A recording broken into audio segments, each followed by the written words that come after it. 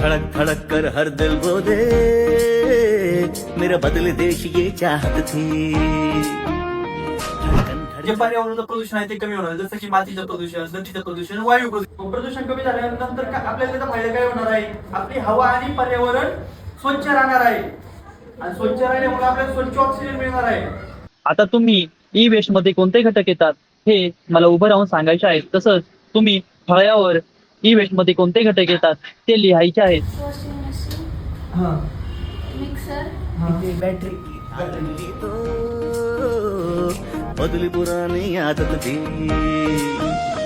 तेरी धड़कन मेरी धड़कन हर धड़कन है स्वच्छ भारत की, हर धड़कन है स्वच्छ भारत की.